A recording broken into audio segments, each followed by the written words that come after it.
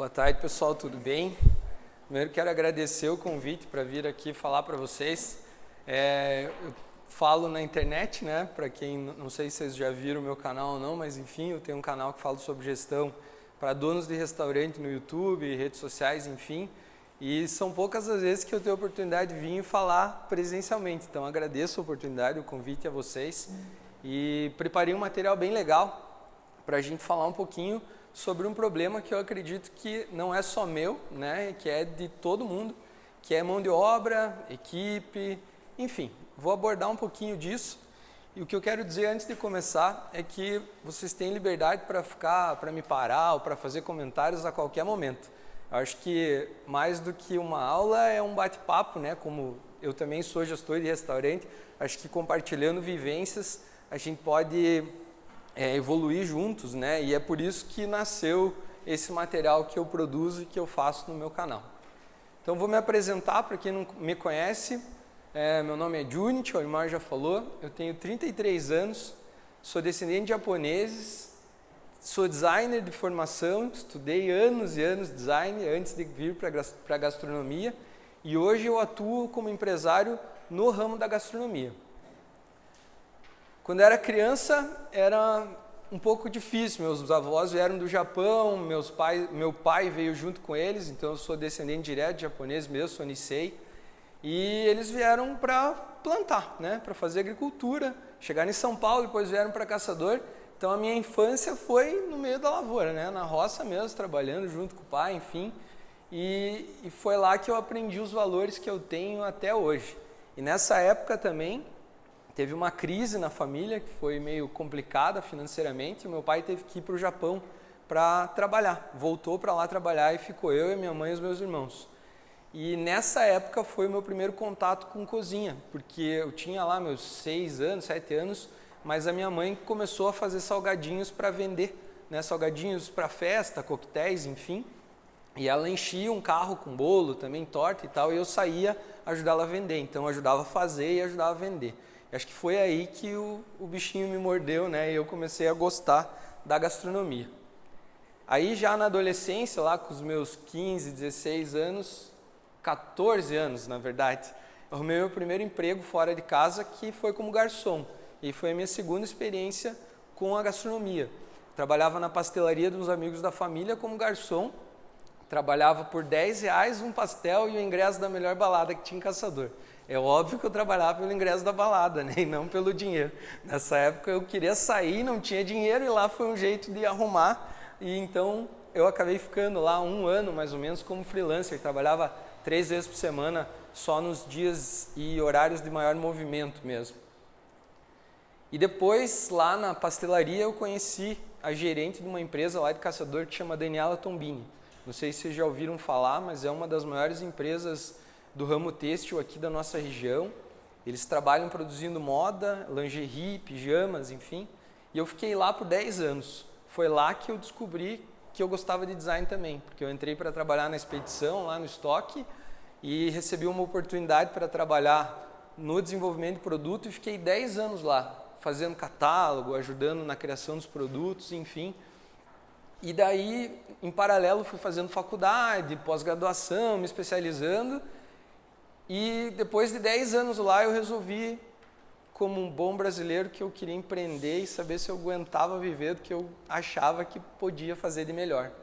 E montei uma agência que chama Dose, ela trabalha até hoje. Eu vendi ela agora, dezembro, final desse ano, foi quando eu saí. Então eu fiquei 8 anos, fundei a Dose, fiquei 8 anos trabalhando com ela. E a gente trabalhava com marketing, design, catálogos, enfim. Então, boa parte da bagagem de branding, posicionamento de marca, essas coisas, eu aprendi na agência e aprendi na faculdade de design. Isso me ajudou muito posteriormente no próximo projeto que eu resolvi fazer, né? Em paralelo à Dose e o meu trabalho como designer, eu sempre gostei de cozinhar. Lá vinha de família, pai de japonês, aprendi a fazer uns pratos japoneses, enfim. E fazia umas jantinhas para os amigos, de vez em quando para a família. Essa é uma, a da esquerda é uma lá na minha casa. E aí, um belo dia, tem esse cara aqui, ó, que é o Dudo. Ele é um empresário bem reconhecido lá em Caçador também. Tem um bar lá bem famoso. E eu atendi o bar dele pela agência. E aí o Dudo me chamou um dia falou, eu vi umas fotos, vi essa foto aqui lá no teu Facebook, e eu queria saber se tem como você fazer uma janta daquela para nós, porque não tem comida japonesa aqui na região, sempre que eu vou para Balneário eu tenho que ir lá comer e tal, se eu trazer um peixe você não faz, daí a gente reúne as famílias, bate um papo e tal, e conversa, porque a gente falava de trabalho, né, reunião, sempre reunião, aquela correria, enfim, e aí um dia ele me ligou e trouxe um peixe, e eu fui lá na casa dele e a gente fez o jantar, tinha uma mesa ali com um monte de sushi, e nós jantando ele falou, Junichi, você nunca pensou em montar um negócio com esse teu sushi, cara, porque é bom, eu como lá em Balneário, é bom, você nunca pensou em montar? E daí eu falei para ele que já tinha pensado em montar, só que eu tinha investido toda a grana que eu tinha ganhado até então lá na minha agência. Não tinha mais dinheiro para investir. Tudo bem? Cuidado do fio só. Isso. Não tinha mais dinheiro lá para investir, né? E aí ele pediu como que seria se fosse e eu descrevi o restaurante que eu montaria se eu tivesse capital e tempo para fazer o restaurante. Já tinha uma imagem disso na minha cabeça. E aí passaram uns dias, acho que uns 2 dias depois, o Dudu me ligou e falou, podemos marcar uma reunião? Eu saí, falei, achei que era um negócio da agência, com o bar dele, fui lá, numa boa. Quando cheguei lá, ele falou, cara, faz 2 dias que eu não durmo mais. Olhei para ele e falou, passou mal, cara, alguma coisa, né? Porque daí ele, não, fiquei pensando no que você me falou sobre o restaurante, sobre o modelo de negócio que você imaginaria que funcionaria aqui em Caçador e tal. E falou, quer montar o restaurante comigo? Daí eu que fiquei uns 2, 3 dias sem dormir, porque daí meu dinheiro estava tudo lá na agência, né? Falei, e agora? Daí fiquei uns 2 dias sem dormir, mas enfim, que em 2014 nasceu o Maimuki. Isso foi, entre esse dia dessa conversa e o restaurante abrir, acho que foram uns 3 meses. Não foi mais do que isso. Foi rápido mesmo, porque já tinha o conceito, daí a gente fez um acordo, enfim, a grana entrou e nasceu. Então esse é o meu restaurante, o Maimuki. Aproveito já para convidar vocês, quando estiverem por Caçador, me procurem lá, que vai ser um prazer receber vocês. E nós trabalhamos lá há 6 anos com gastronomia japonesa, culinária Nikkei, mas fusion, né? Nada muito tradicional do Japão. É sempre misturando cultura, né? Trazendo mais para o negócio brasileiro. A minha avó quer me matar toda vez que ela vê um chocolate ou cream cheese num sushi lá, mas eu explico para ela que é o que vende aqui, né? No Brasil e na nossa região. E ela aceita. Então, desde 2014 que eu entrei nessa da gastronomia, que deixou de ser um hobby e passou a ser algo profissional. Só que ao mesmo tempo que foi uma grande alegria montar o restaurante, em 2014 também foi o ano do caos. Porque eu estava num ramo bem tranquilo para mim administrar, a prestação de serviço na área do design é mais tranquila, né, e resolvi me aventurar com o Dudu, achando que saber cozinhar bem ou gostar de sushi era o suficiente, que por ir em restaurantes e saber o que eles erravam no atendimento era fácil de corrigir e abrir o meu. E aí eu descobri que não era bem assim. Contratei várias pessoas erradas, investi em equipamentos que não deveria. Eu acho que, não sei quem aqui estudou para abrir um restaurante ou quem veio de outra área, até depois eu quero saber de vocês, mas eu acredito que a maioria acabou caindo na gastronomia por às vezes não gostar muito de uma área, por não saber o que fazer, e quando eu conto essa história, geralmente bastante gente se identifica com isso. Então eu cometi vários erros, porque eu tinha uma expectativa muito grande, eu olhava os restaurantes japoneses de outra cidade bombando, pensava, o cara tá ficando rico, né? E achei que comigo ia ser assim também. Então contratei pessoas erradas, passei a trabalhar 18 horas por dia, 16 horas por dia, porque eu não podia largar a agência e tinha que tocar o restaurante também. Então, perdi 14 quilos na inauguração, assim, em 40 dias, não dormia, não comia, tava ficando mal mesmo e pior de tudo, não sabia se tinha ou não tinha lucro, porque estava naquela função de correr, organizar, manter o restaurante funcionando, mas não tinha experiência suficiente para entender a fundo a gastronomia a ponto de saber se o meu restaurante dava ou não dava lucro.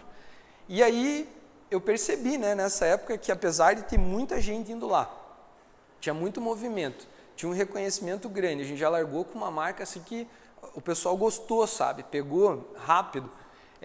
Eu não sabia, e tinha muito elogio e tudo, eu estava meio vazio por dentro, não sabia se era realmente aquilo, porque eu via aquela galera, aquela loucura, um monte de gente dando parabéns, feliz, comendo lá, mas a minha equipe estava infeliz, estava todo mundo cansado, com carne acabada, eu estava ficando doente, então ficou um negócio, falei, mas não é possível, né? Todo mundo reclamando que não tem cliente, eu tenho um monte e estou mal, e os caras, né, estão bem, o que está acontecendo? E aí foi que eu comecei a me questionar sobre como resolver e percebi que eu tinha que tomar uma atitude. E eu aprendi uma vez com o meu chefe lá na Daniela que quando você não sabe alguma coisa e você não tem tempo para aprender, você tem que chamar alguém para te ensinar. E daí peguei o dinheiro que tinha e chamei um consultor. E daí dessa época em diante que as coisas começaram a melhorar. Mas qual que era o lance de chamar o consultor? Eu não tinha dinheiro para chamar um consultor especializado no ramo da gastronomia. Eu tinha que chamar alguém de caçador. E em caçador é uma indústria madeireira. Só tinha consultor especializado em beneficiamento de pinos, em organização de indústria, enfim. Falei, bom, é o dinheiro que dá, o cara topou, falei, vai você mesmo, depois nós vamos ver como é que vamos fazer o negócio aqui. E aí eu peguei tudo que eu tinha aprendido na Daniela, tudo que eu tinha aprendido na agência e coloquei tudo lá dentro do restaurante, para posicionar a marca, para manter ela mais forte, enfim, e fui com esse cara aprender gestão, entender formação de empresa de venda, custo, etc. E desse tempo aí, foram mais ou menos uns 5 anos já, né? Porque eu contratei logo no primeiro ano, faz 5 anos que eu estou de cabeça em entender como é que funciona uma gestão profissional de um restaurante. Porque eu entendo que se eu quiser alcançar os resultados que eu sonho em ter, eu preciso replicar o meu restaurante. Porque um restaurante só, na nossa região, fatura, pode dar lucro, mas daí é do bolso, da régua de cada um. Eu acho que o que eu ganho lá precisa aumentar. Então, o único jeito que eu enxergo é replicar. E não tem como replicar alguma coisa que está dando errado. Vocês não concordam comigo? Se fizer uma cópia de algo que dá errado, vai ter errado em dobro. Então eu me dediquei e estou me dedicando desde então a construir um modelo de negócio, um modelo de gestão que funcione para o meu restaurante. Me joguei de cabeça nisso e passei a aprender com esses consultores como é que era na indústria e adaptar isso para dentro da nossa realidade, pesquisando, estudando, viajando, etc. Então, desde então, foram muito tempo e muito esforço nisso para conseguir. Em paralelo a isso, eu sempre fiz parte, desde que eu comecei com o restaurante, do núcleo lá de Caçador, da SIC. E fiquei como coordenador por 5 anos. Larguei agora em dezembro que passei o bastão. E eu acredito muito no associativismo e nisso que a gente está fazendo aqui, que é conversar e contar as experiências. Porque eu acho que se eu conseguir contar uma experiência para vocês, que acelere o processo de vocês, todo mundo vai ganhar com isso, né? A gente tem que acostumar as pessoas a consumirem mais fora de casa, a terem prazer em comer, a entenderem que não é porque aqui é pequeno, a nossa região é formada por cidades pequenas, que a gente não pode ter coisa muito boa, né? Geralmente tem aquele fantasminha que tudo que é de fora é melhor e que o sangue de casa não faz milagre. E eu sou totalmente contra isso. Eu acho que todo mundo tem condições de fazer muito bem as coisas. E não é por isso que a gente precisa achar que tudo que é de fora é melhor. Muitas vezes vocês já devem ter ido fora daqui e tido experiências piores do que aqui na cidade de vocês. Eu também tenho com frequência. E como é que faz para os nossos clientes reconhecerem isso? Isso também me preocupava e me assombrava. E lá dentro da SIC, com o associativismo, eu pude conhecer outras pessoas e percebi que os problemas que eu tinha não eram só meus, tinha bastante gente vivendo a mesma coisa, né? Eu sempre fico de olho em algumas coisas para investir. E uma das coisas que a agência me permitiu é conhecer de tecnologia e de posicionamento das coisas. E com o advento do iFood, enfim, toda essa galera vendendo por aplicativo, nasceu a ideia de fazer um aplicativo para o interior, que atendesse as nossas cidades. E a estratégia foi fazer o Melhor Rango, que é um aplicativo que foi fundado por mim lá na minha agência. A gente construiu o Melhor Rango para atender caçador, que não tinha nenhum aplicativo que queria ir para lá. E eu sentia falta de ter um aplicativo no meu restaurante, para conseguir alavancar o meu delivery. E aí a gente fez o aplicativo com o intuito de testar ele em Caçador e tomar conta da região. E aí ano passado, quando a gente estava se preparando para fazer a expansão regional, veio um grupo e comprou também, fez uma proposta e acabamos vendendo o Melhor Rango. Então ele vai fazer parte da Aibu, provavelmente logo aqui em Joaçaba, se já não chegar, eles devem estar aterrissando por aí. É um aplicativo bem legal, um pessoal bem bacana, e eles estão fazendo frente mesmo ao iFood em cidades pequenas, porque o iFood não quer saber de cidades pequenas, né? E a gente mora em cidades pequenas. Então, eu investi nisso, trabalhei um tempo nisso e trouxe também um aprendizado de gestão, porque acabei descobrindo muitos números que valem para a região, que não valem só para o meu restaurante, né? Então, pude ter um panorama da minha cidade em números do que acontecia lá no delivery, com comida, o perfil do público, enfim, isso me ajudou bastante também no posicionamento do restaurante. Então, esse é um empreendimento que eu tive, mas agora já não tenho mais. E aí, depois de toda a dedicação, né, anos de estudo, testando as coisas, começaram a vir as dúvidas. Que tipo de dúvidas, né? Ora, eu gosto muito de tudo que eu faço, mas eu estava fazendo um monte de coisa, né? Se me perguntavam, né? Se gosta mais do design ou do restaurante? E daí eu sempre balançava. Eu sabia que uma hora ou outra eu ia ter que escolher, mas eu ainda estava nervoso com relação aos resultados, né? Será que o que eu estou fazendo, todo esse empenho, todo esse investimento em gestão, aprender tudo isso, implantar essas coisas, tá certo mesmo? Será que tá valendo isso? Como que tá o meu restaurante a nível nacional? Eu não sabia. Eu posso chegar aqui agora, vocês vão me ouvir falar, depois eu posso perguntar, talvez alguns de vocês se sintam à vontade para me falar o faturamento. Mas se eu chegar como cliente num restaurante e você dizer, olha, Marco, quanto é que você fatura aí? Eu duvido que o cara vai me falar, né? Então, é difícil conseguir essa abertura fora do associativismo, é muito difícil. E como aqui tem pouco restaurante japonês, eu não tinha essa abertura para medir a minha régua, para saber como é que estava o Maimuki com relação ao Brasil, ao Estado, enfim. E eu gosto muito dessa frase do Steven Johnson, que ele diz que o acaso favorece a mente conectada. Esse cara escreveu uma teoria sobre de onde surgem as grandes ideias. Tem um vídeo, eu não vou colocar o vídeo aqui, mas quem quiser anote e procure no YouTube. De onde surgem as grandes ideias. Eu conheci esse cara no design e fui estudar como é que surgiram as grandes coisas. E ele explica lá na teoria dele que as grandes ideias vêm do conjunto de ideias, disso que a gente está fazendo aqui. Ele diz que cada um tem uma meia ideia, uma parte de uma ideia. E fez todo sentido para mim, porque quando o Dudo queria montar um restaurante japonês e eu tinha a ideia do restaurante japonês. Então, eu tinha metade da ideia. Eu tinha vontade, eu tinha um palpite lento, que é o que ele fala dentro de mim, que era uma visão de como teria que ser um restaurante. Mas só quando ele me deu o gás que a gente juntou as ideias e conseguiu nascer. E ele diz também que a gente tem que estar preparado para as coisas, que por mais que você ache que não tem futuro estudar gestão, que por mais que você ache que não tem futuro investir dentro do teu restaurante porque a tua cidade não reconhece, ou que você não precisa evoluir porque você já está tendo lucro, se você estiver preparado, as oportunidades vão passar. Sabe aquela história do que o trem passa uma vez só, ou que o cavalo passa encilhado? É a mesma coisa. Ele diz que você tem que estar preparado, que uma hora ou outra vai aparecer uma oportunidade que vai dar uma virada nas coisas. E eu sempre levei isso comigo. E um dia, olha só o que aconteceu. Por ser coordenador da SIC lá e metido em tudo quanto é coisa lá de evento, essas coisas, o pessoal faz um evento lá na universidade que chama SEAD. Eu não sei se vocês já ouviram falar, mas é um evento de administração enorme. Vai muita gente para lá e eles trazem palestrantes famosos todo ano para lá para contar algumas experiências. E nesse ano eles escolheram o Shiba, o dono do China Box. Dono da maior franquia do meu segmento da América Latina, 250 restaurantes abertos. Isso naquele ano, agora já deve estar batendo uns 300 e pouco, 400. Então, eles me procuraram e falaram assim, olha, a gente contratou o Shiba e precisamos que alguém vá lá buscar ele em Curitiba e venha dizendo para ele como é que é a gastronomia aqui na nossa região. Você topa? Eu falei, aonde é que eu assino?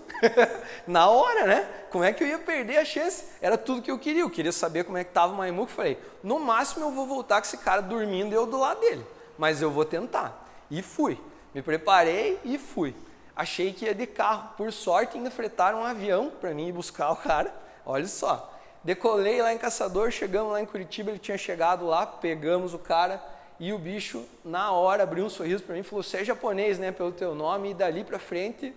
Ele na minha frente, eu aqui dentro do avião, de Curitiba até Caçador, falando de restaurante japonês. Olhe como é que funciona a teoria do Steven Johnson.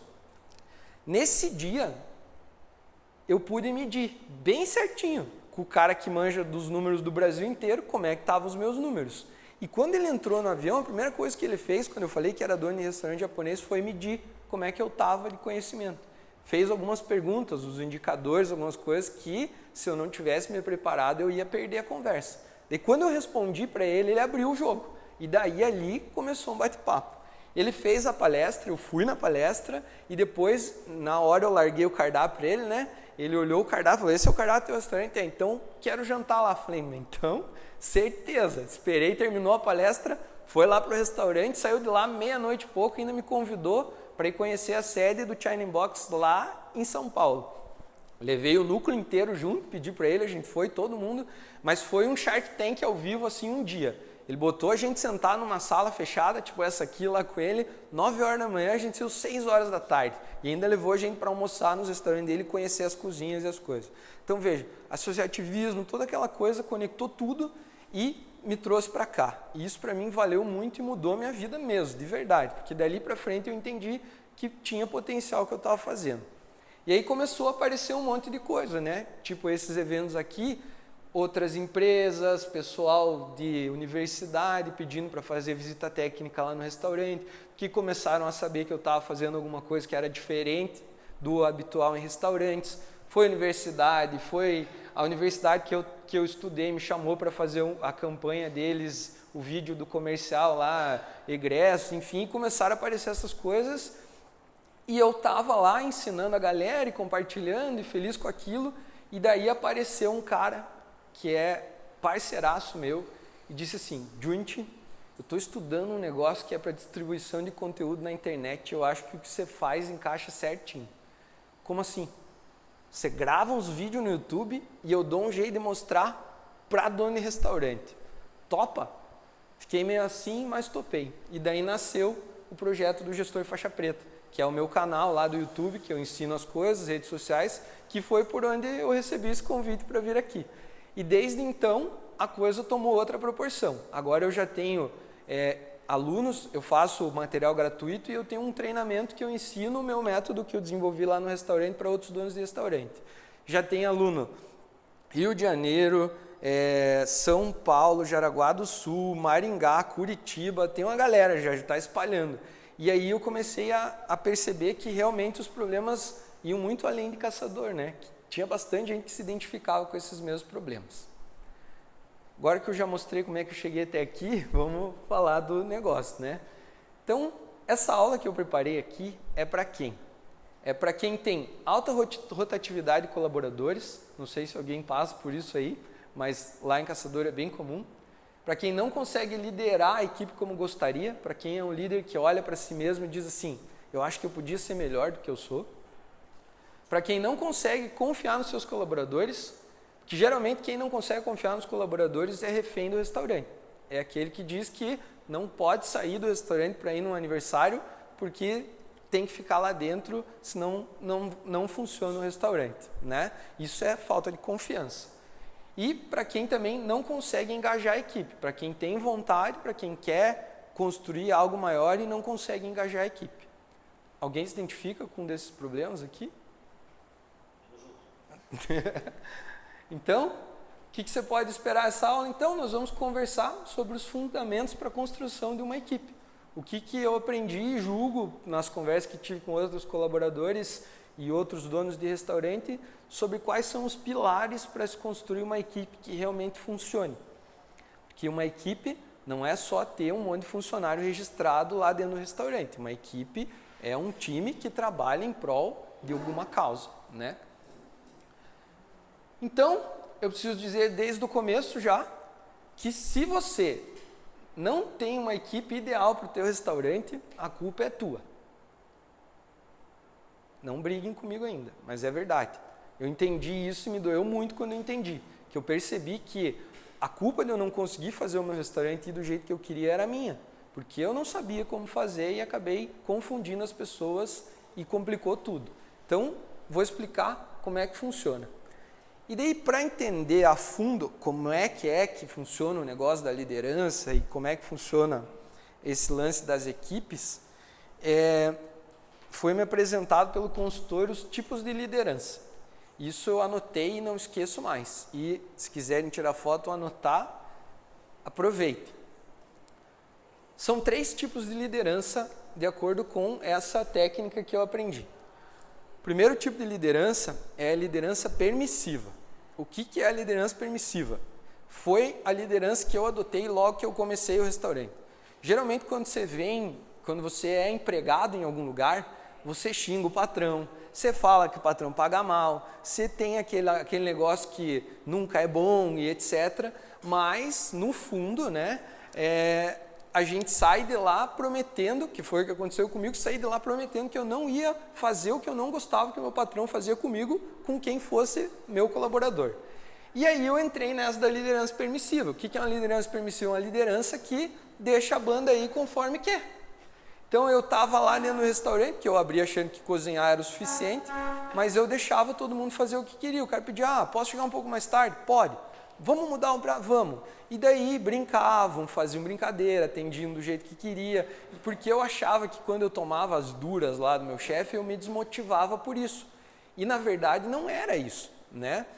Mas eu entrei nessa de deixar cada um fazer do jeito que queria, de dizer muito pouco não, de dar muita voz para os colaboradores. E se vocês fazem isso, não tem nada de errado com isso.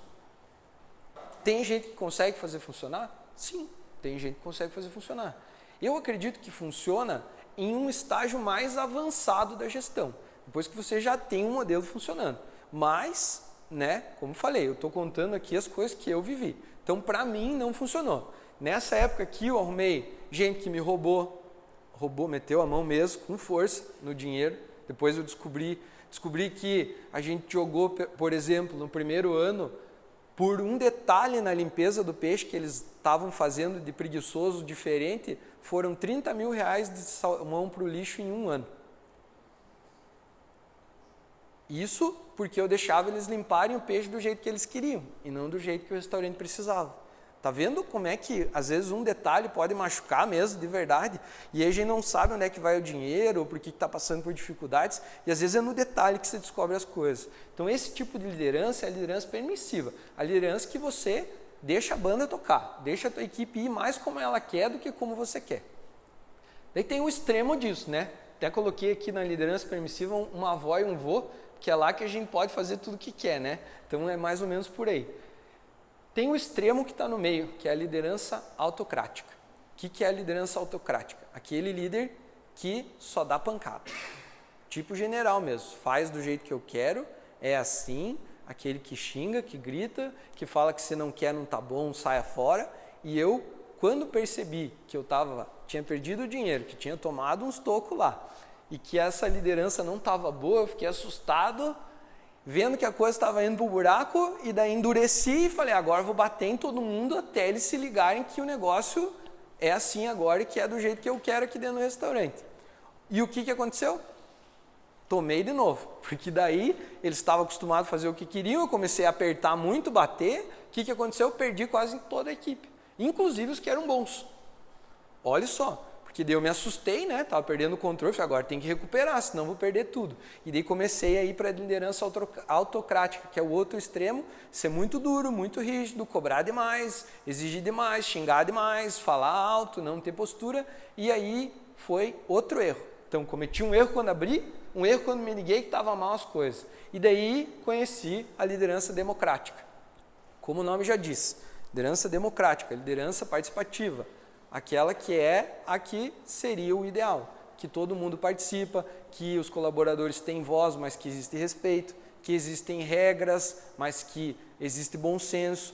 Aquela liderança que é baseada no bom senso. Acho que essa que é a palavra, né? Quando existem as regras, mas o líder consegue ter bom senso para deixar a coisa aí para um lado, depois traz ela para o outro de novo e consegue naquela dança ir levando as coisas. É fácil de chegar nisso aí? Não é.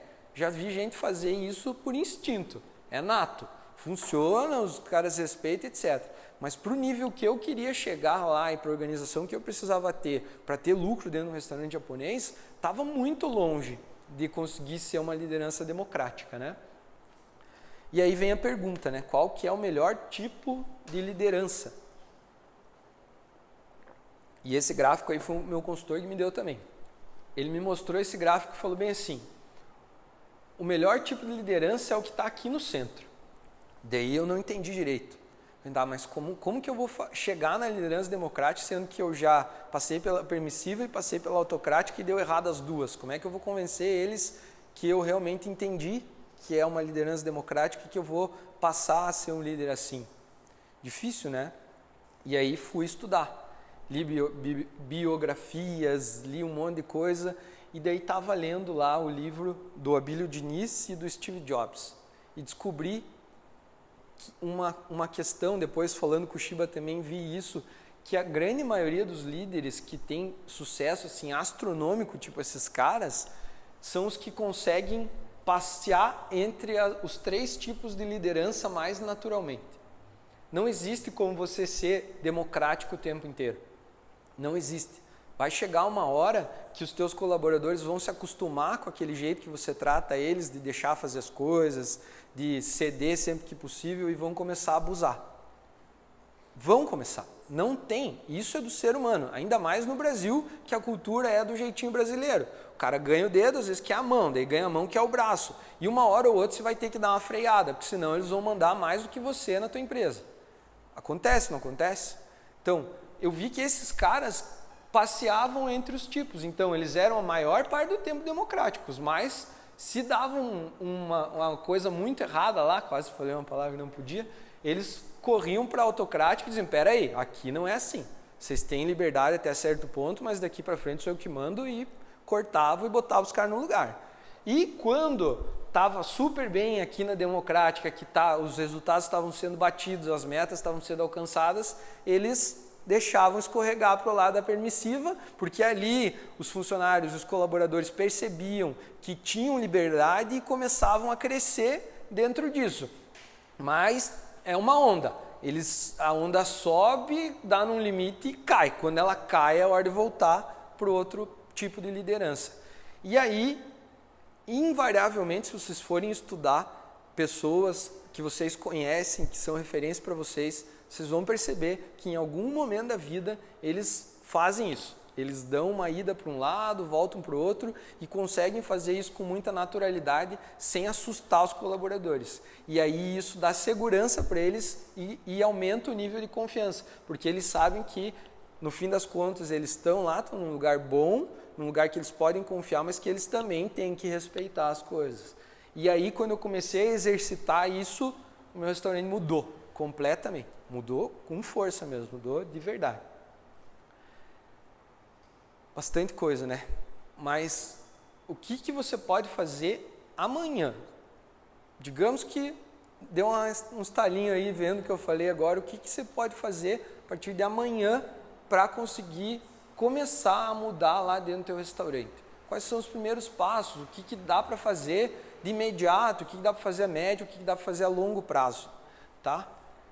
Primeiro passo, que foi outra lição que eu aprendi, é que todo mundo tem que conhecer o teu sonho. Eu não sei se vocês já pararam para pensar no sonho de vocês, o que faz vocês levantarem da cama de verdade, mas eu comecei a estudar isso no ano passado e agora, mês passado, passei 50 horas numa imersão para olhar para mim mesmo e definir o que me move. Eu já tinha levado para um lado e já tinha decidido, tanto que abri mão das outras empresas para cuidar do restaurante, porque eu entendi que a gente tem que focar no sonho que a gente tem. E aí é uma pergunta que eu sempre faço, que dificilmente, que quando faziam para mim eu também não sabia. O que faz você levantar da cama? O que te motiva? Porque tem gente que fala que é o dinheiro, mas o dinheiro ele também fica vazio. Fato é que tem um monte de gente que fica milionário de um dia para o outro e depois se mata ou fica depressivo, né? Não é só o dinheiro. O que é o teu sonho? O que você quer para você? Vocês já pararam para pensar isso? Se você não tem clareza disso, imagine a tua equipe. Se você não sabe para onde é que você quer levar o teu restaurante e se aquilo ali realmente é o que você quer para a tua vida, imagine a tua equipe. Como é que eles vão defender o teu negócio se nem você não sabe para onde é que ele quer, onde é que você quer que ele vá? E a resposta que eu mais tenho quando converso com os meus alunos é: eu quero que ele cresça, mas cresça quanto?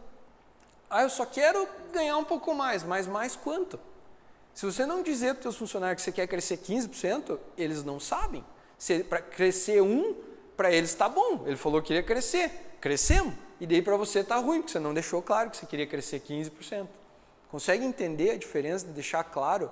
E daí entra, né, se for desdobrar isso para missão, visão, valor, aquelas coisas todas, mas eu acho que tem que simplificar. Então, é o sonho. Conte para eles o que é o teu sonho. Onde é que você enxerga o teu restaurante? Quiser começar amanhã, hoje pense nisso durante a noite e amanhã escreva num papel e cole na parede lá e conte. Meu sonho para esse negócio é isso aqui. Coloque lá que vai alinhar as coisas.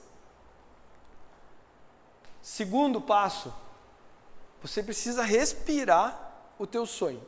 Você precisa ser a prova viva de que é aquilo ali que você quer. Porque é você que é o norte das pessoas lá dentro. Se você não respirar e não fazer as coisas que precisam ser feitas para alcançar o teu sonho, não vai motivar ninguém. Eles não vão ver sentido no que você está pedindo para eles e muito provavelmente vão levar para o lado de meu chefe acordou mal, teve um problema ontem e hoje está virado num bicho feio. Né? Ou vão dizer, meu Deus do céu, não tem quem aguente, tem dia que está feliz, tem dia que não está, não sei o que fazer e tal.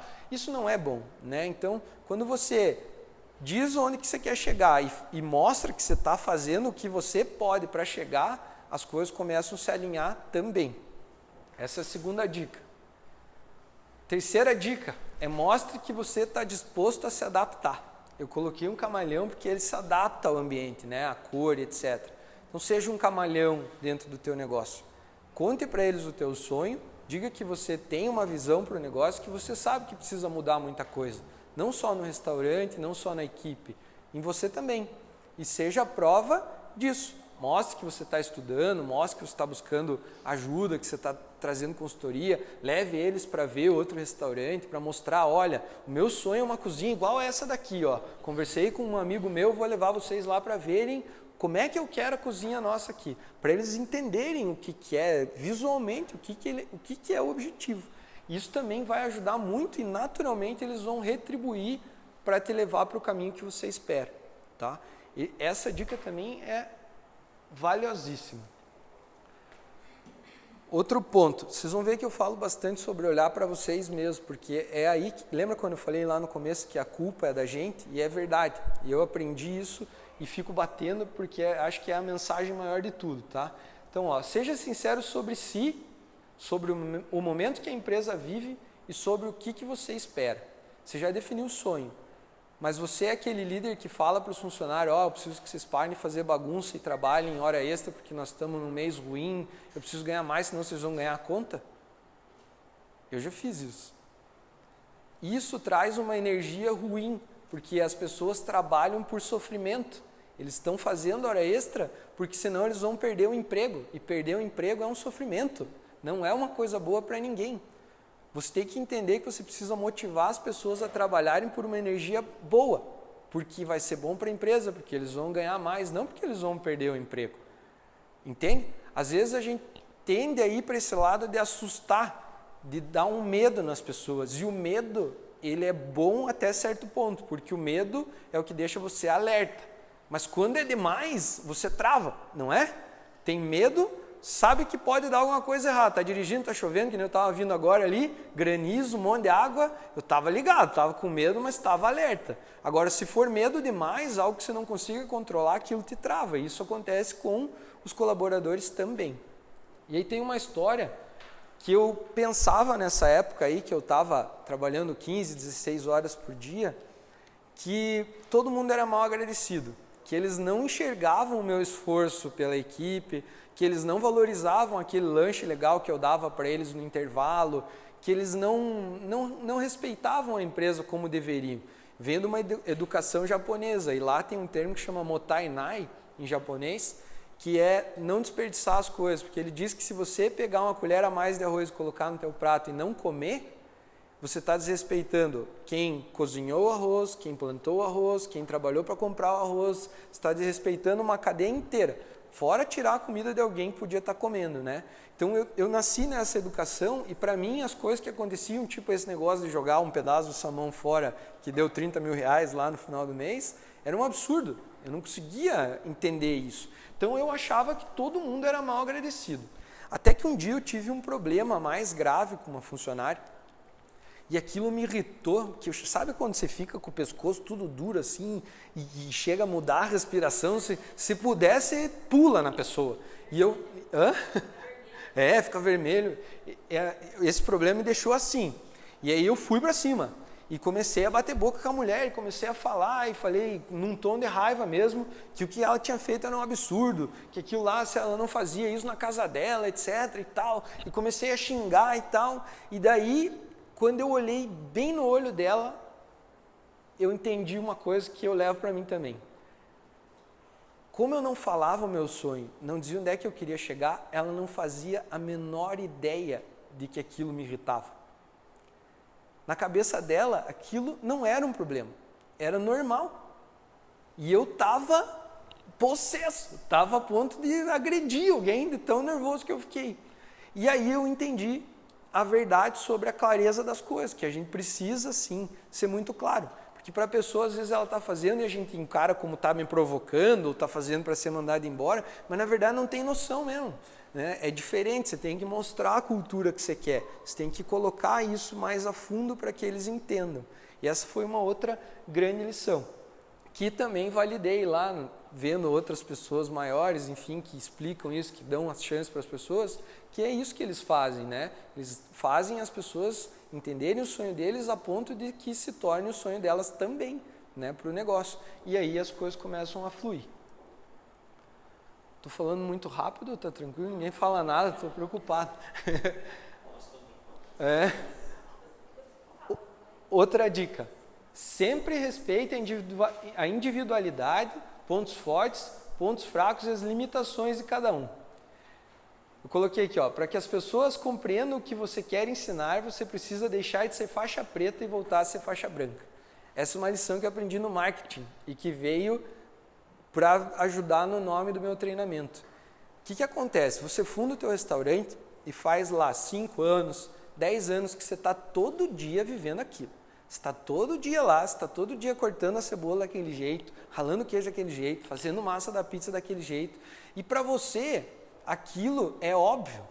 É óbvio que tem que pegar assim a massa, é óbvio que tem que cortar assim a cebola. E daí pega uma gurizada dessa que está chegando agora no mercado de trabalho, 17, 18 anos, coloca para trabalhar lá e daí fica indignado. Mas como é que você não percebe que não pode cortar a cebola assim? Você não enxerga que não dá, você não consegue ver. Então, de novo, né?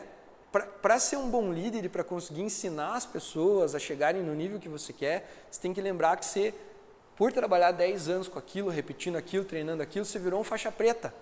Você vai no jiu-jitsu, você treina 10 anos lá, mesmo movimento, mesma coisa, chega uma hora que você faz automático, e aí você vai subindo de faixa, vira faixa preta.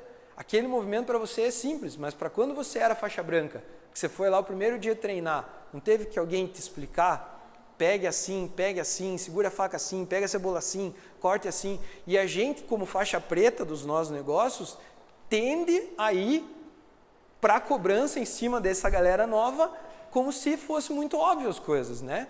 E às vezes só o que eles precisam é que você diga, pega a faca, a mão direita assim, a cebola assim e corte.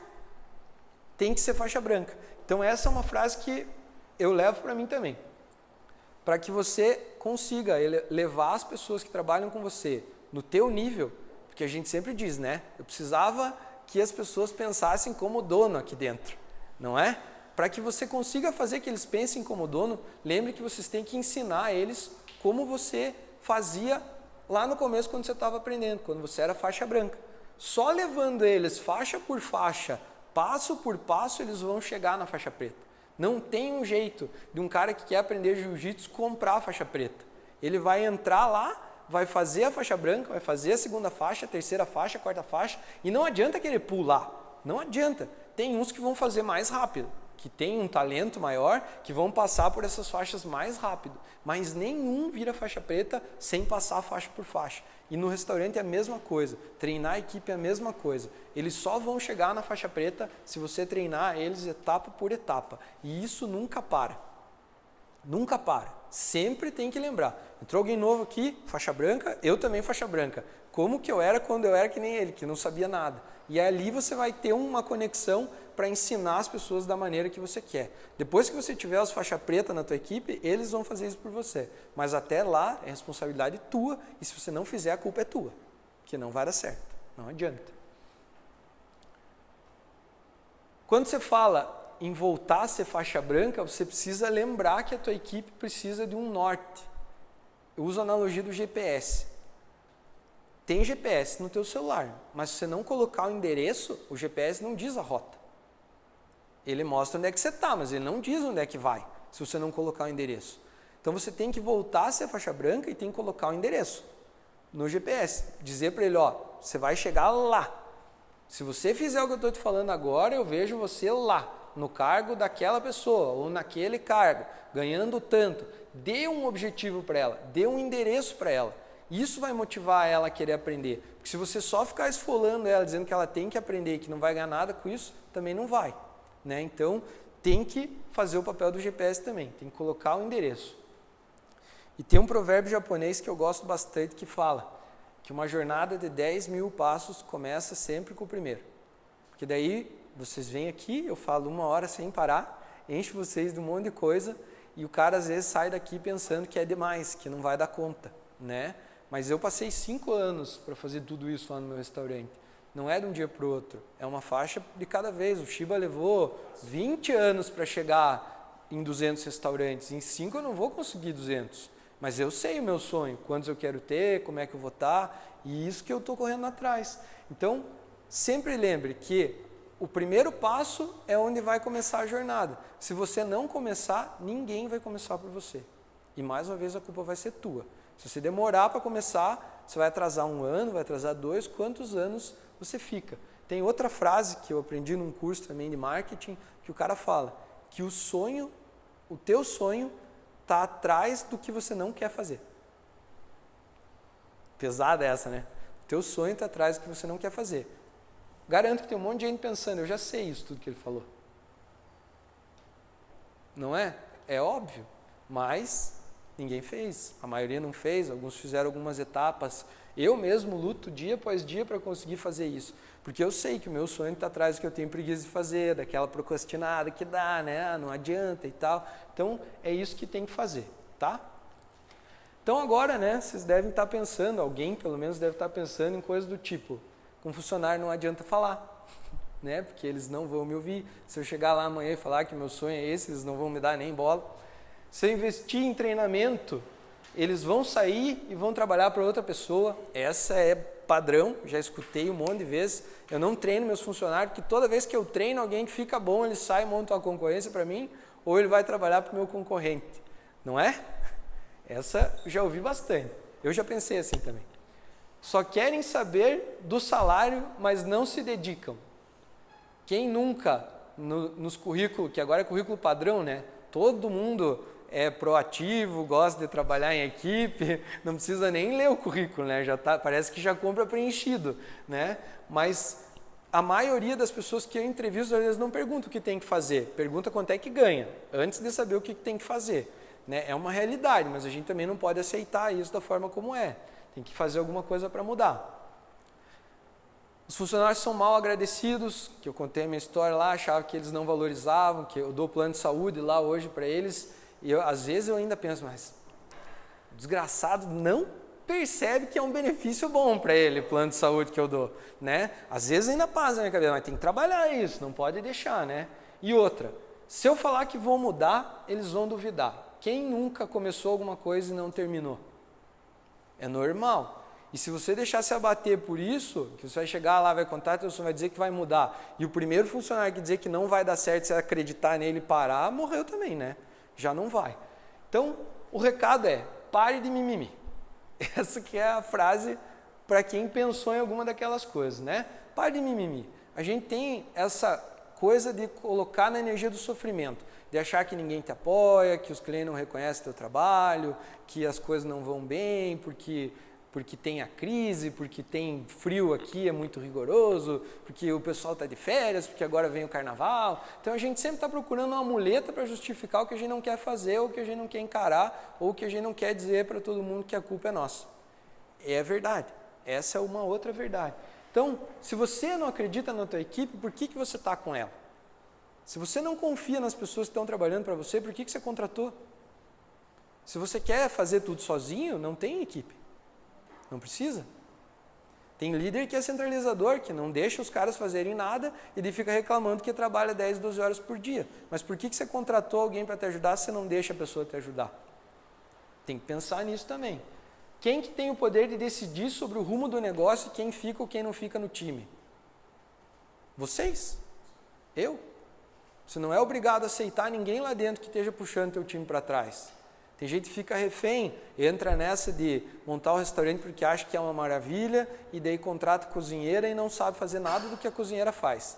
E daí a cozinheira imprensa o cara na parede e fala, ó, se você não me pagar mais tanto eu vou sair. Se você não me der folga meu eu vou sair. E daí você fica refém daquela coisa. Por quê? Porque você não tem método, porque você não tem um livro de receita bem feito, porque você não tem um treinamento, porque você não organizou as coisas. Então se você tem esse sentimento, a culpa é de quem? Tua. Sem mimimi, tem que fazer um método, tem que organizar para que isso não te assombre mais, tá? Ou você confia e investe neles, ou você nunca vai ter uma equipe que você possa tirar férias 30 dias e não ligar para o teu restaurante. Não adianta, não adianta.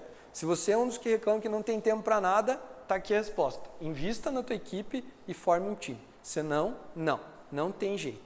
Leve visitar fornecedor, leve jantar em concorrente, mostre o que você quer, conte o teu sonho, faça tudo isso que eu falei, mas se não fizer, você vai ficar só no mimimi, não vai ir para frente, invariavelmente, tá?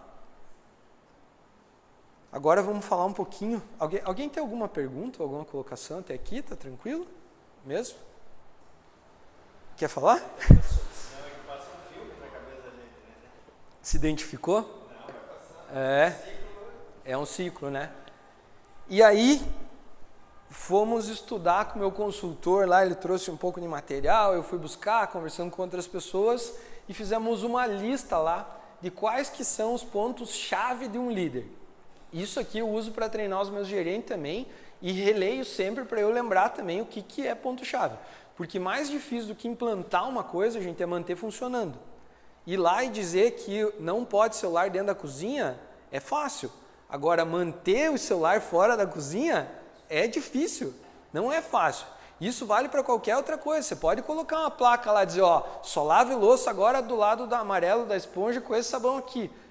Tá lá, implantou, mas e manter a galera lavando do jeito que você quer que lave? É difícil, né? Então a gente definiu uns pontos chaves para que a gente julga que são chaves para um líder. Pontos que eu quero em todos os gerentes que eu tenho lá no meu restaurante. E aí começou a aparecer. Então, determinar um objetivo. Um líder jamais demonstra desorientação. Sempre deixa claro onde que é preciso chegar. Já falamos sobre isso, mas está listadinho aqui. Se quiserem tirar foto ou anotar, dar crédito a quem merece. Reconhecimento é uma das coisas que mais faz as pessoas ficarem na equipe e se sentirem motivadas. Tem uma pesquisa que mostra que o salário é o quinto item na lista de prioridades hoje por um bom empregado. O primeiro deles é reconhecimento. Então, assim, um bom líder dá crédito para quem merece. Fez um negócio, acertou, reconhecimento. De preferência em público, na frente dos outros. Porque daí ele vai se sentir mais reconhecido ainda, porque você elogiou ele, na frente dos clientes ou na frente dos outros também.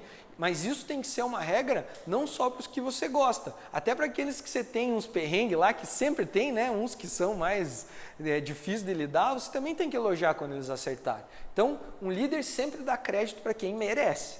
Merece, não pode dar crédito para quem não merece. Recompensar o esforço. Não estou falando aqui só de dinheiro. Tem aqueles planos de divisão de lucro, aquelas coisas, funciona, já testei, funciona também, mas o que mais funciona como reconhecimento, para mim lá, por exemplo assim, a pessoa vai, não falta, trabalha, beleza, chega um dia lá, festa, reunião na escola do filho. E daí ela pede, preciso sair hoje de tarde, é reunião da escola do meu filho, tem jeito de me liberar? Mas com certeza, você faz por merecer. Não vou te descontar nada, vá lá, é importante para você, depois você volta.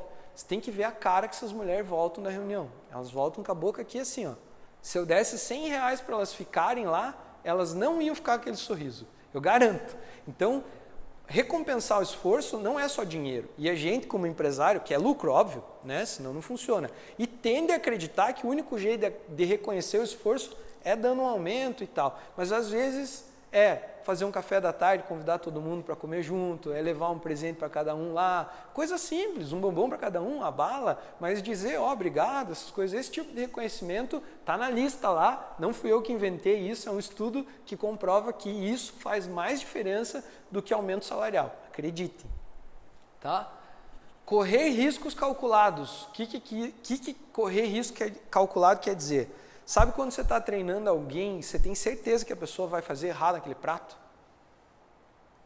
E daí você, naquela agonia, fala, meu Deus, é o mignon. Não, deixa que eu faço. E daí toma da mão da pessoa e faz. Quando que ela vai aprender a fazer? Nunca. Correr risco calculado é isso. Então assim, um dia que tiver menos movimento, que tiver mais tranquilo, eu vou largar na mão do cara, né? E vou ficar ali, ele vai errar, eu vou dizer, ó, errou. Não é assim. Perdeu um mignon, mas ganhou um funcionário que sabe o que não pode fazer. Entendeu? Então esse tipo de risco tem que correr. Tem que deixar um dia sozinho, treinar eles e sair fora um dia. Se você é desses que tem medo de sair do restaurante porque acha que eles não vão dar conta, te digo, na maioria das vezes, depois que você implanta as coisas, você sai fora, eles trabalham melhor do que com você lá dentro. Eu já fui demitido do meu restaurante por 2 dias. Eu tenho uma gerente que trabalha comigo faz 8 anos já. Antes do restaurante, ela já trabalhava comigo. Então, desde essa época, a gente vem evoluindo junto. Eu vou contando para ela o que eu estou aprendendo, vamos treinando ela e tal. E aí eu estava num probleminha de relacionamento ali, meio para me separar e tal, né? Estava com o humor meio alterado. Um dia cheguei lá e comecei a mandar em todo mundo e xingar e fazer correr todo mundo. Ela me chamou num canto e falou, Junti, o negócio é o seguinte, não adianta você me treinar a vida inteira e daí vir aqui e desmandar tudo que eu mando. Você está me atrapalhando aqui. Acho que você devia ir para casa descansar. E eu olhei para ela e falei, eu também acho. E vazei. Porque ela me deu um tapão na cara. E eu não podia nem reclamar, porque eu treinei ela para me dar aquele tapa. Né? Então, olha que ponto que chega. Eu não poderia estar aqui hoje se a minha equipe não estivesse lá rodando. Tem gente trabalhando lá. O restaurante não abre de noite, mas tem um cara lá para fazer o financeiro, para pagar os boletos e tudo, e hoje eu vou poder ficar aqui. Então, isso para mim vale muito mais do que uns 2.000 a mais no final do mês, que é o salário do cara que está lá hoje trabalhando lá no meu lugar. Vale muito mais eu ter essa liberdade de vir aqui, de poder ficar com a minha filha de manhã, de poder estar aqui conversando com vocês. Isso vale muito. Então, isso tem que pensar também. O que vale para vocês? É só o dinheiro ou vocês querem tempo para a família? Né? Tempo para vocês mesmo. Conheço vários donos de restaurante que estão ficando doentes, que não tem um tempo para andar de bicicleta, para fazer uma academia, para comer alguma coisa direito, come quando lembra, come só o que sobra do buffet, nunca mais saiu para ir no restaurante de um dos colegas do núcleo para jantar e bater um papo, tomar um vinho, não é? Então, o que vale mais? Vale mais esses 2 na conta ou esse tempo livre para poder aproveitar as coisas, né? Eu fiz algumas escolhas e hoje consigo ficar, por exemplo, todas as manhãs em casa com a minha filha. Eu tenho uma filha de 4 anos e eu não trabalho de manhã. Desligo o celular e fico com ela. Confio nas pessoas. Às vezes eu chego lá e tem coisa para resolver, mas dos 100% de coisas que tem para fazer, as 90% está certo. Então, né, a gente dá um jeito e corrige. Não vai ser perfeito sempre, não existe faz de conta, né? Mas é possível chegar, né? Como que o Shiba dá conta de 250 restaurantes? Você acha que é desconfiando das pessoas ou confiando nas pessoas? Né? E eu pensava, puxa, eu tenho um com 14 funcionários, não dou conta. O cara tem 250. Como é que faz? Né? Depois você vai estudando essas coisas e vai entendendo como é que é. Conservar a fé. E não estou falando de ir na igreja, independente da religião. Estou falando em fé, em acreditar no teu sonho, acreditar na tua equipe e acreditar que, como qualquer coisa, tem altos e baixos, como qualquer negócio. No mercado de ações é assim, todo dia. Sobe ação, desce ação, sobe ação, desce ação. Na vida é assim, tudo é assim. Então, conservar a fé de que, apesar de às vezes estar difícil, das coisas estarem caindo, uma hora vai voltar. Passamos por um momento de crise agora, né? Não sei aqui, mas eu tenho notado que está começando a dar uma melhorada. Então, se aqui também está acontecendo, isso é regional, quem sabe é nacional, né? Então, Tem baixos, mas também tem altos. Eu nunca perdi a fé de que mesmo perdendo dinheiro um mês um outro, que é normal acontecer também às vezes, uma hora ou outra vai dar de recuperar e tirar o prejuízo e comemorar. Então não pode perder a fé.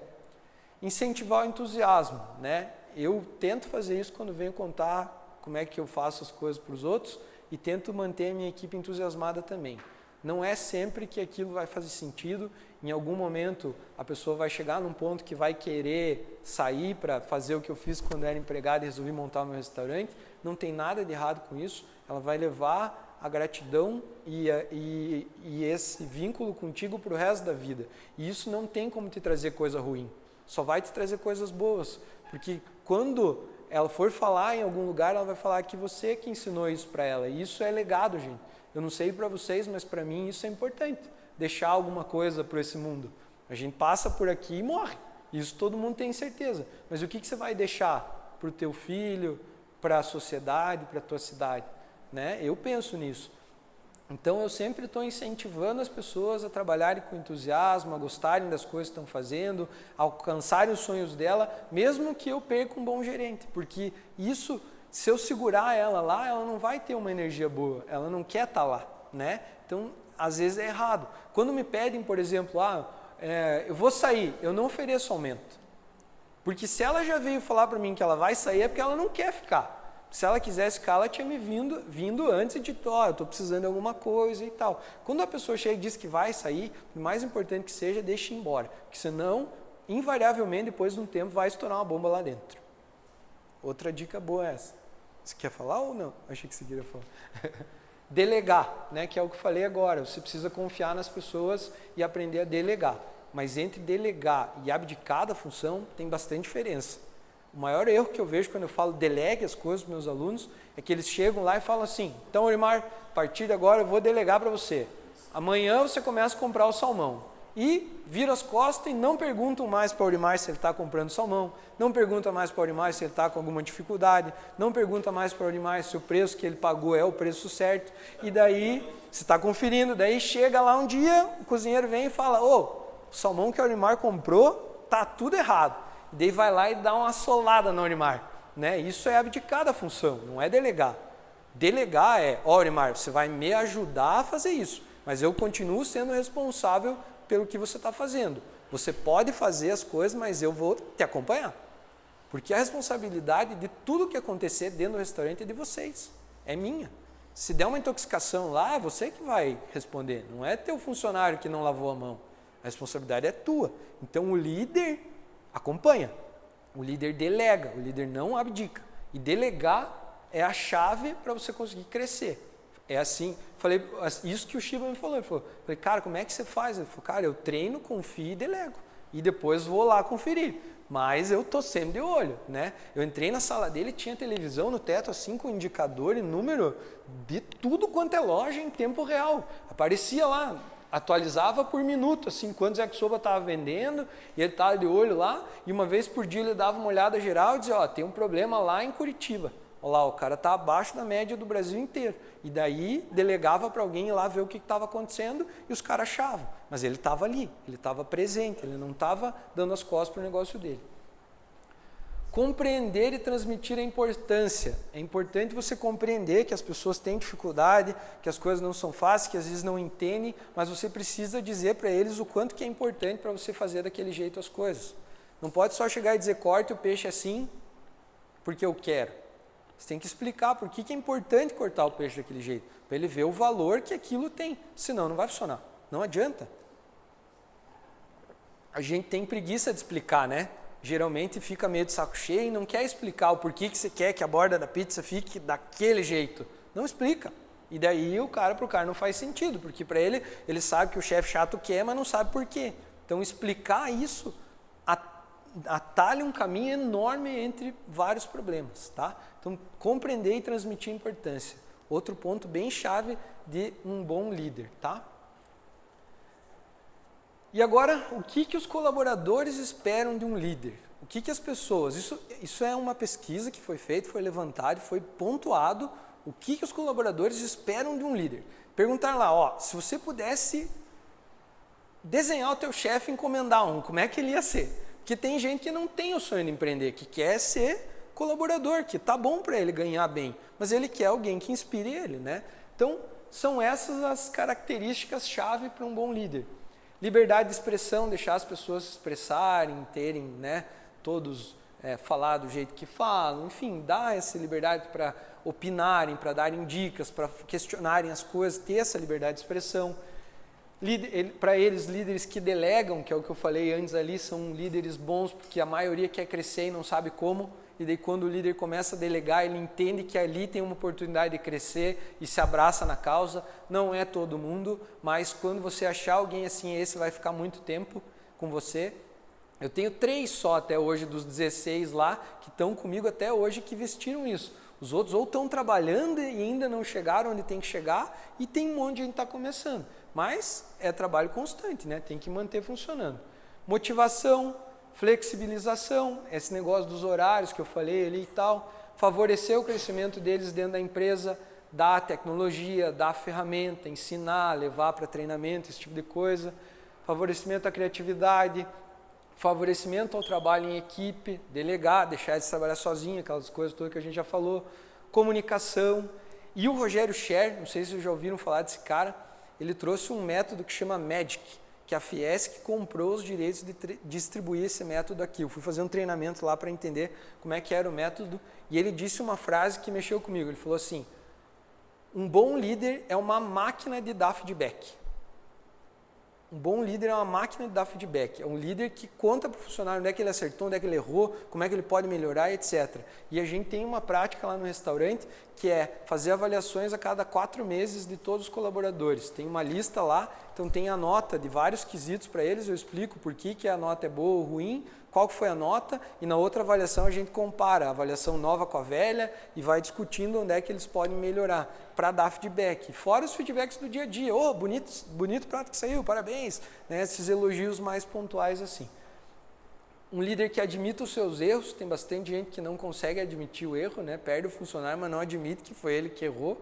Isso é uma das coisas que foi elencadas como primordiais. Firmeza, que é quando precisar bater, né? Essas coisas todas. Manter todo mundo informado e acompanhamento contínuo. Um resumão de tudo que eu falei até aqui. Tranquilo?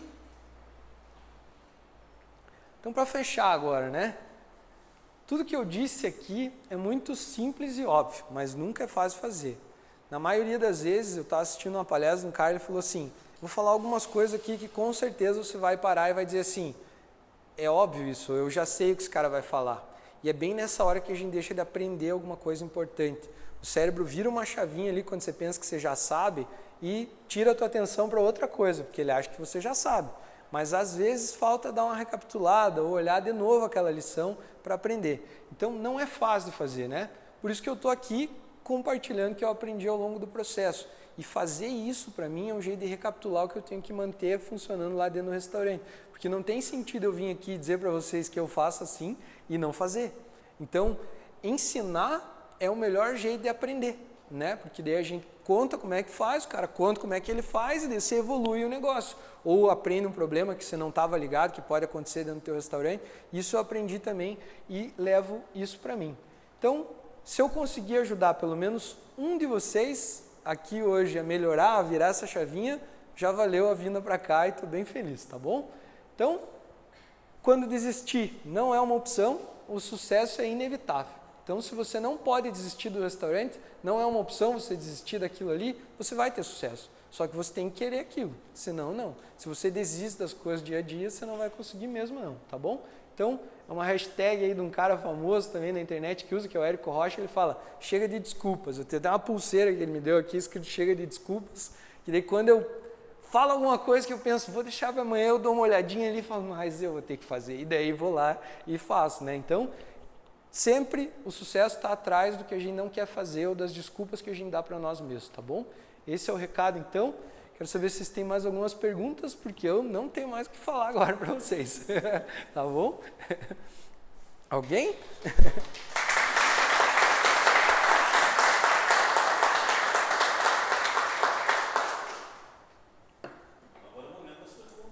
Não precisa ser só sobre esse assunto, tá? Qualquer coisa que vocês quiserem saber, podem perguntar. sem medo. Vamos encerrar? Por favor.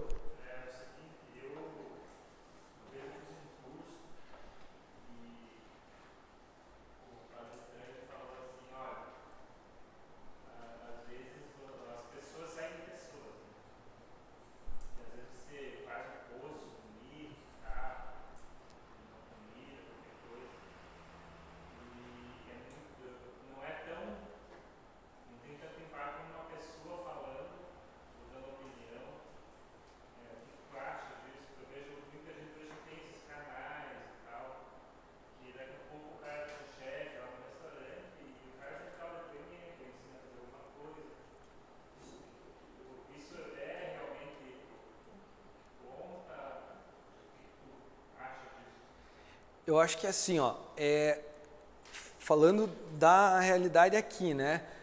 A nossa educação, ela tá bem defasada, né? Vou dar um exemplo. Por exemplo, você pegar um iPhone hoje e levar para você, pudesse voltar no futuro, pegar um iPhone, te dar e você levar para o teu eu 10 anos atrás e mostrar, olha o que eu tenho no futuro.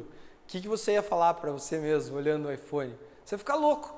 Meu Deus, olha só, faz isso, faz aquilo, né, e tal, muito massa. Só que se eu falar assim, ó, agora leve uma sala de aula de hoje da faculdade para o teu eu 10 anos atrás, o que você ia falar? Mudou nada, tá igual, entende? Faz muito tempo que tá assim. Então o modelo de educação está defasado. É por isso que sai essa frase do que as pessoas seguem pessoas. Tem o advento da rede social, mas hoje, em termos de educação, é muito mais fácil e rápido você aprender com um especialista, alguém que é skin in the game, que fala, né, em inglês, alguém que está na reta, né, que está dia a dia lá dentro do restaurante, ou dia a dia dentro da cozinha, do que ir para a faculdade. Porque quando você vai para a faculdade, você sai 4 anos atrasado, né? Pela agência a gente via, o pessoal saía atrasado. Então, realmente, eu acho que sim, que as pessoas seguem pessoas e que tem muita gente dando palpite. Agora, quem que você vai seguir é só você para comparar. Não dá para acreditar em tudo, né? Então, é normal. Eu tenho meu canal, falo sobre isso. Tem outras pessoas que falam sobre a mesma coisa. Às vezes eu falo sobre o mesmo assunto, mas você se identifica mais comigo e outra pessoa se identifica mais com o outro cara. Então, verificar o que é e fazer isso. E usando isso dentro do teu restaurante, isso é uma chave agora para fazer diferencial, né? Porque pizza todo mundo faz, mas você pode mostrar como é que você faz a tua pizza, por exemplo. Eu não sei qual que é o teu ramo de restaurante. Pizza? Olha, acertei sem querer. Mas pizza todo mundo faz, mas se você contar a história de como é que você faz a tua pizza, talvez isso conecte com alguém e você fortaleça a tua base. É isso que é a estratégia de marketing que está sendo mais usada agora, né, em redes sociais. Então, fazer com que as pessoas sigam você pelo que você é mesmo e pelo que você vive no dia a dia. Mas jamais mentir. Porque mentir causa um buraco enorme entre o que você promete e o que você faz. As pessoas querem verdade, né? Querem sinceridade. Não tem nada de errado em ser mais simples que o concorrente, ou menos sofisticado, ou com pizzas mais simples, mas tem errado em dizer que faz uma coisa e entregar outra, ou fotografar uma coisa e entregar outra. Isso é um problema grave, né? Não sei se consegui te responder. Não é, porque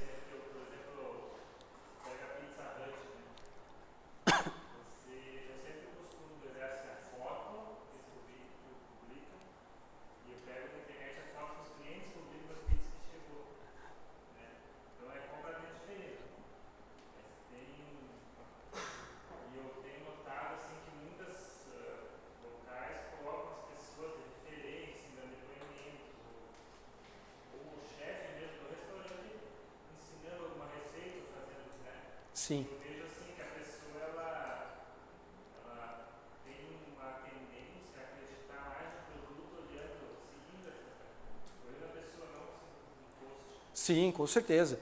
Isso com certeza. Porque em algum momento da vida você decidiu abrir o restaurante. Em algum momento foi você, partiu de você. É um filho teu. Então tem tuas características lá dentro, né? Então é normal que as pessoas se sintam mais próximas conversando com você. E quando você aparece e conta como é que funciona, isso é bom. O Wendel Carvalho, ele é treinador de conhecimento pessoal, enfim, ele fala que você deve modelar as referências. Modelar é diferente de copiar, né? Por exemplo, você pode modelar o que o Pizza Hut faz, mas fazer a tua versão, né? Buscar inspiração. Eu viajo para tudo quanto é canto, sou carudo mesmo, peço para os chefes, pode me mostrar como é que você faz esse negócio aí, tem um restaurante e tal. Se não quiser me mostrar, beleza, eu como, olho como é que é, mas eu sou carudo, eu modelo as coisas que eu acho legal, né? Mas não copio igual, do nome igual, isso não. Né? Então, com relação a isso, eu acho que não tem nada de errado em modelar, não tem nada de errado em mostrar o que você faz. Eu acho que todo mundo aqui já está cansado desse negócio do Big Mac ser desse tamanho, você vai comer um negócio. Então isso já não funciona mais, já é passado, né, esse tipo de mídia. Agora o que funciona, o que dá engajamento, e eu falo por experiência com a agência e o que eu testo lá no restaurante, é a verdade. É depoimento de outros clientes, é você contar uma história de verdade e realmente amarrar aquilo ali. Daí funciona. Esse tipo de história faz com que seja um seguidor que realmente vale a pena, né? Mas se você prometer uma coisa e entregar outra, em vez de engajar as pessoas, você vai perder elas, né? E aí é um tiro pela culatra, tá? Quem mais? Complementar, né? Eu não sei qual foi o palestrante, qual foi a imersão, mas no mês passado eu estive com o Pedro Superti, não sei se foi o mesmo. Não. E é nessa questão aí de quando você for trabalhar a tua essência, né? É você ter a veracidade no que você está colocando e também não copiar, né? Isso. Não seja uma cópia. Você pode fazer a mesma coisa, mesmo que você está falando, você pode fazer a mesma coisa, mas de uma forma diferente, né? Isso. Então tanto o Wendel quanto o Superti, quanto Sim. o Jerônimo, que são pessoas influenciadoras da internet e de marketing de diferenciação, hoje pregam isso, né? Com certeza. Então, do alimento, todos aqui, de uma certa forma, fazem alimentos parecidos ou iguais, mas o que vai fazer o cliente ir ou comprar é o que você está passando. É a experiência, né? Hoje à noite vai ser uma aula no meu canal falando disso, bem disso. Se quiser assistir, vai ser bem, tá lá, vai ser às 8 da noite hoje. É assim mesmo. Então, é a alma do negócio, é conectar. É por isso que tem essa onda gourmet vindo agora, né? A gente vinha de uma onda que as coisas não tinham alma, né? Era velocidade, produção, foto mentirosa e tal, e daí apareceu esse negócio de gourmet. Pô, a internet deu poder para as pessoas entenderem o que é uma boa pizza, o que é um bom hambúrguer, o que é, entendeu? E não quer dizer que você tenha que ser gourmet. O problema vai ser um problema para você se você dizer que é gourmet e não for, daí é problema. Mas se você dizer, não, a minha pizza é simples porque é raiz mesmo e é isso que é a essência do negócio aqui, pau, vai ter gente que vai se identificar com isso, entendeu? E vai afastar as pessoas que vão ir lá para te criticar, para falar mal, porque eles vão entender, vai ter muito claro, se eu for lá eu vou encontrar esse tipo de pizza, se eu for lá eu vou encontrar outro tipo de pizza, então a gente comunicando isso, você já separa os clientes e já começa a trazer tiro mais certo, né? As pessoas vão com mais vontade de consumir direto mesmo, né? Isso, né? Na verdade, já você está falando de identidade da empresa, né? Então você tem que ser bem claro o que você quer fazer e o seu posicionamento. Não só da marca, mas também do que você quer fazer. Com certeza. Eu queria passar para outra coisa que é referente a colaboradores e tal. Então, a identidade da empresa, ela já vai em direção, você tem um objetivo. Com certeza. Só que você vai ter que esperar, normalmente quem está começando é meio complicado, mas vai chegar uma hora que você tem que ter um feeling, que você vai dizer assim, não, esse cara serve para mim. Sim. Então, de 20, 30, você vai utilizar um que se encaixa. Isso. E você tem que, na hora, né, você vai ter que ter, sei lá, você vai chegar e já observar o ponto que a pessoa está, para você repassar algumas coisas. Que eu sempre penso, sempre como você estava comentando aí, as pessoas têm que respeitar o limite das pessoas. Com certeza. Ninguém é mais rápido, mais devagar, não pega mais rápido, outro não. Então, você tem que ter calma com as pessoas e trabalhar ela. Eu costumo trabalhar o máximo possível, talvez sem erro, né? E ter um pouco de calma, mas às vezes chega, fica vermelho mesmo, né? Sim. Em algumas situações, mas é o limite da pessoa. Sim. Tanto como na entrega minha, que eu só trabalho com entrega, como dentro da cozinha. Então eu demorei 7 anos para ter uma equipe que. Mas assim, demorei 7 anos para encaixar. Tipo assim, eu não preciso só olhar para a pessoa que ela está fazendo lá no fundo, ela me olhar, eu já sei. Já sabe. Se deu aquela cagadinha, não deu. Já sabe, né? Já sei. Então o pessoal, Não esconde o jogo. É sinal que a tua liderança é boa, né? Mas foi bem pior. Então, Né?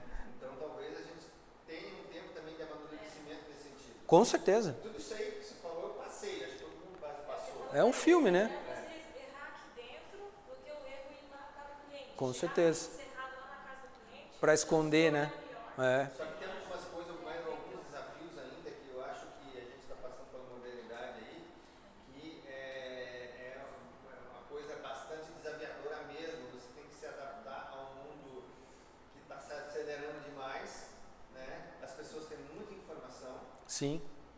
e às vezes a gente tem que estar se programando ou planejando para outras frentes que vai surgir, outras necessidades que vão surgir, eu acho. Com certeza. E assim, ó, como você estava falando ali de limitação de cada funcionário, às vezes pode acontecer de você enxergar mais potencial na pessoa do que ela mesma. E é normal isso acontecer. E às vezes a gente tende a forçar a pessoa a evoluir e ela não quer. Só que não tem nada de errado com isso da pessoa não querer crescer. E a gente tem que saber respeitar. Às vezes ela quer chegar ali e tá bom para ela e beleza. E eu inclusive admiro quem tem esse peito, porque eu não sei quando que vai estar bom para mim. Eu sei o meu sonho, mas eu tenho certeza que a hora que eu alcançar eu vou querer mais, entendeu? E tem gente que não, que tá bom, para mim o que eu tenho tá bom. E tem que respeitar, é assim. E sobre tecnologia, evolução, a gente tem que entender que o mundo está acelerado, né? Então tem muita coisa acontecendo. Só que se você não jogar o jogo, você está fora, cara. Não adianta. Se as pessoas estão no Instagram, você não está jogando o jogo do Instagram, você está fora. Vai ter alguém que vai jogar melhor que você e vai te tirar fora, entendeu? Então tem que estar aberto também, né? E assim, no nosso caso, como líderes, como gestores, donos dos restaurantes, a gente tem que cuidar, porque a gente não tem esse luxo, não pode ter esse luxo que o funcionário tem de dizer, não, para mim até aqui tá bom. Porque se você parar, você está fora do jogo, né, entendeu? Vai vir alguém e vai te atropelar, invariavelmente, não adianta. Então eu tenho na minha cabeça e falo para os meus colaboradores, nunca podemos parar, melhoria contínua, né? Porque se nós vacilar, a cidade é pequena, entrar outro, não tem lugar para dois. Um vai ter que sair fora e se eu marcar a toca vai ser eu, entendeu? Então, melhor que não. E daí a gente sempre está de olho em tudo e atualizando, investindo em tecnologia, enfim, para conseguir alcançar. Os melhores números que eu, pelo menos, tive foi quando, assim, os melhores, eu tinha mais funcionários, hoje estou trabalhando com menos, com o mesmo resultado. Isso é ótimo para mim. Ótimo. Eu tinha um termômetro assim, se a pessoa sair daqui e comprar meu produto, é sinal que eu tenho respeito, eles têm respeito por mim. Claro. É uma coisa mútua, né? E isso aí sempre funcionou. Então,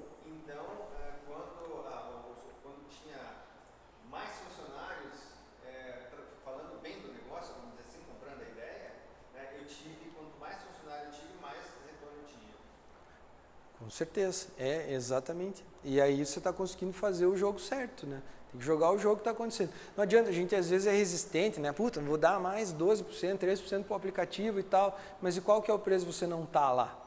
Né? Às vezes você tem que entender que é melhor você se adaptar e jogar o jogo do que estar fora, né? Alguém vai fregar e você está perdendo. Então, tem muita gente que vem me perguntar pelo YouTube, lá pelas redes sociais, como é que eu lido com esse negócio de aplicativo, né? Daí eu explico que tem um benefício por trás, né? Que você tem que saber lidar, né? Com isso, não adianta. Nem começou, você vai ver. Daqui para frente vai mudar mais ainda, né? Com certeza. Mais alguém concorda com o que foi falado até agora? Isso? Podemos encerrar então? Então, só para encerrar, vou deixar meus endereços aqui, tem Instagram, tem Facebook, tem YouTube. Quiserem entrar, vai ser um prazer ter vocês lá junto comigo.